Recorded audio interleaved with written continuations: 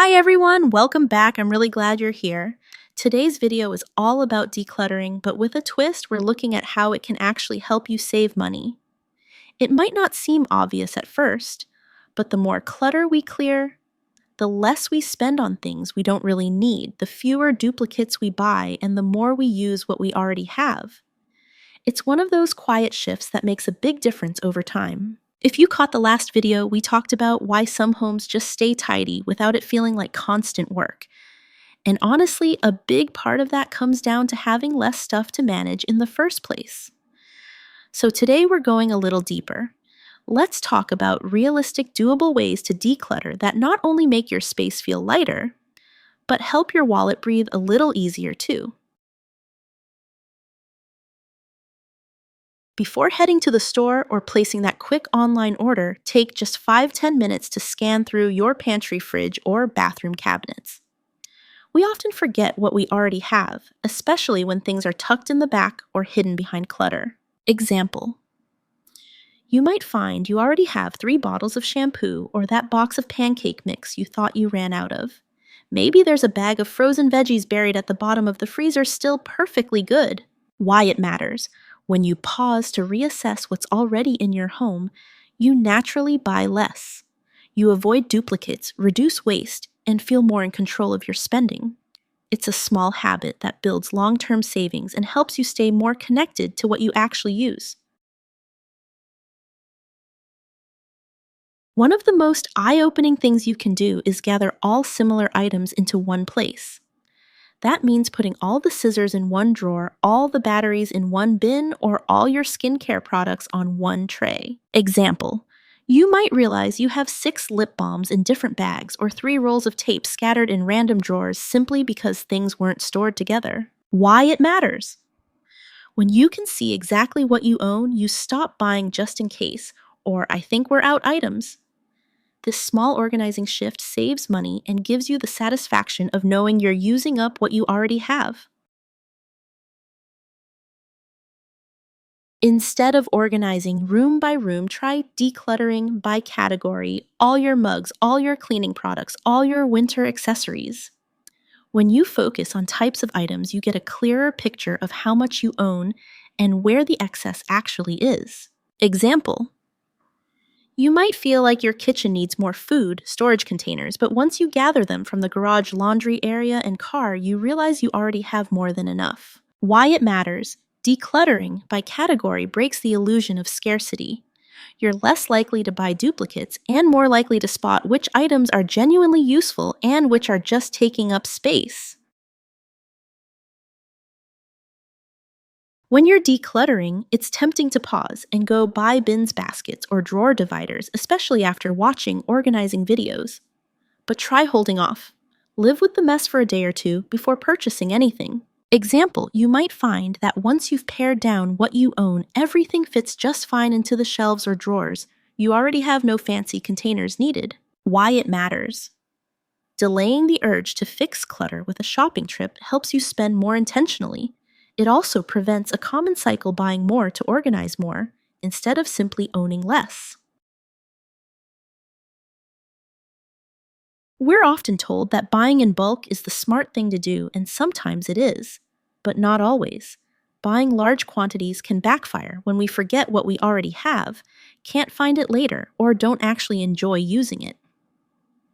Decluttering your stockpiles helps reveal which items are worth buying in bulk and which ones just take up space.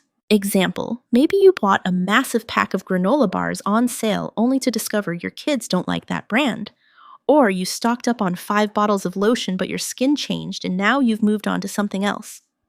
That money and space is now tied up in stuff you're not using. Why it matters. Bulk only saves money when it lines up with real habits.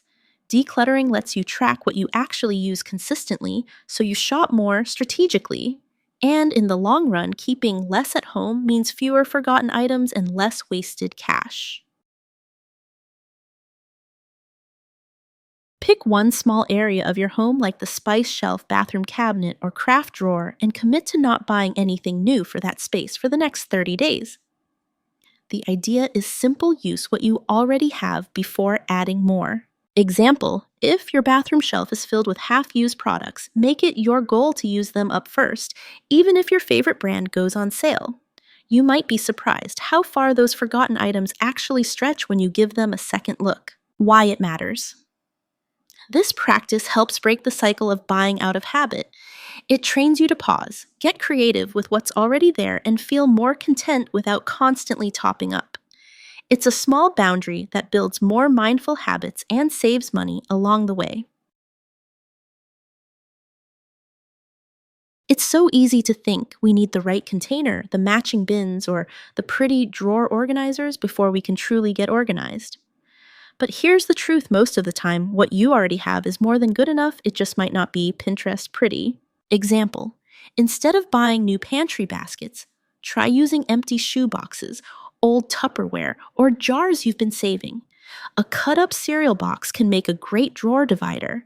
It might feel scrappy at first, but it works, and you're repurposing what you already own. Why it matters. This mindset helps you start now instead of waiting until you can afford to do it right. You stop delaying progress, save money, and prove to yourself that functionality matters more than appearance. Plus, you can always upgrade later once you know what you really need.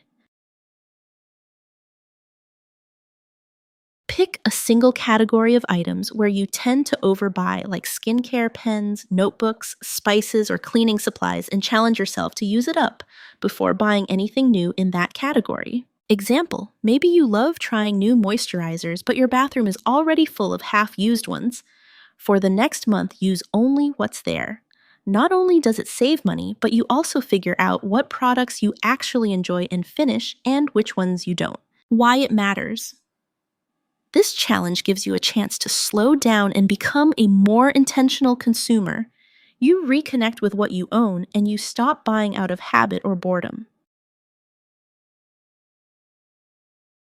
Sometimes when you're decluttering, you realize something feels like it's missing, and the urge to fill that gap immediately can be strong. Instead of clicking Add to Cart, try writing it down. Start a running list on your phone or in a notebook labeled Buy Later. Example: you think you need more underbed storage bins, but after a week of living with less, you realize you don't need them at all. Why it matters. Pausing gives your brain time to catch up to your values. What feels like a need in the moment often fades with time, saving you money and storage space. When a space feels off or cluttered, our first instinct is often to buy something to fix it. A new tray, a better shelf, maybe some baskets to make it all feel more pulled together. But here's a gentle shift that can save you both money and mental noise before you buy anything. Try clearing the surface completely and just living with the emptiness for a few days. Example: let's say your kitchen counter is constantly busy: paper piles, appliances, half-used spices. You might be tempted to get a fancy spice rack or a bigger utensil jar, but when you clear the whole space store away, what doesn't need to live there, and allow it to stay empty for a bit, you start to realize something powerful: you don't need to add anything. You needed to see what's actually necessary. Why it matters. Creating white space gives your mind a moment to breathe. It helps you spot what's truly useful and what's just visual noise. You avoid unnecessary purchases, and the clarity you gain often feels more satisfying than any new item could. You've probably had this thought: this drawer is a mess, I need dividers. Or this closet isn't working, I need more shelves. But what if before solving the problem with your wallet, you gave yourself just 10 quiet minutes to reset the space as it is? Example: open that messy junk drawer. Don't organize it yet, just pull everything out. Toss what's broken or expired. Group similar items and put back only what you actually use. You might discover that once the clutter is gone, the drawer actually functions just fine. No fancy organizers needed. Why it matters. Sometimes the urge to buy is just a reaction to overwhelm. A quick reset interrupts that impulse, lets you see the space clearly, and helps you realize that what's really needed is less stuff, not more storage. It's a mindset shift that saves both time and money. Decluttering doesn't always have to be a big event. In fact, one of the most effective and affordable ways to maintain a clutter free home is by making it ridiculously easy to let things go as you notice them. And that starts with one simple thing: a visible donation box. Example, place a basket in the laundry room hall closet or bottom of your wardrobe, somewhere you pass by often. When you try on a shirt that doesn't fit right or come across a kitchen tool you never use, toss it in the basket. No drama, no decision fatigue. When the basket's full, drop it off. Why it matters. This small habit prevents clutter from building back up. It also keeps you aware of what you're not using, which naturally makes you more thoughtful before buying something new. It's the kind of system that saves money because it keeps your home lighter and your choices clearer. Here's a truth we don't talk about enough: not everything is worth organizing. Some things don't need a better container, they just need to leave your house. If you're constantly rearranging a category of stuff like craft supplies, makeup kids' toys, that's often a sign there's simply too much of it. Example, you might find yourself reorganizing your nail polish collection every few weeks, trying different boxes or labels, but still feeling overwhelmed. That's your cue. Maybe you don't need better storage, you need fewer bottles. Keep the ones you truly use and love. Let the rest go. Why it matters. Organizing is valuable, but only when it's applied to things that genuinely serve your life. When you declutter first and only organize what's left, you free yourself from the exhausting cycle of fixing systems that were never meant to hold so much stuff. And that's where the real savings begin, in time, money, and energy. Before you click buy or head to the store, try this. Take a few minutes to walk around your home and see if there's something you already own that can do the job. It's surprising how often we have exactly what we need. It's just hiding in a different room or being used for something else. Example, maybe you think you need a small basket for your entryway, but then you remember the unused one in your bathroom that's the perfect size. Or you're about to buy a new notebook until you find 3 empty ones in a drawer. Why it matters: shopping your home first not only saves money, it builds resourcefulness. You start to see your space as adaptable and flexible rather than lacking. That shift alone can stop dozens of small purchases over time. Sometimes the most powerful decluttering tip has nothing to do with stuff and everything to do with mindset. We often buy not because we need, but because we're chasing a feeling of readiness, of improvement, of catching up. But what if you paused and asked yourself, is what I have already enough for right now? Example, maybe you've been eyeing new matching containers for your pantry, but the ones you have mismatched as they are still hold the food, keep it fresh and do their job. What if you allowed yourself to feel satisfied with that? Why it matters: contentment is the ultimate decluttering tool. When you believe that less can be enough, you stop reaching for more as a default. And in that space, you spend less, appreciate more, and live lighter emotionally and financially.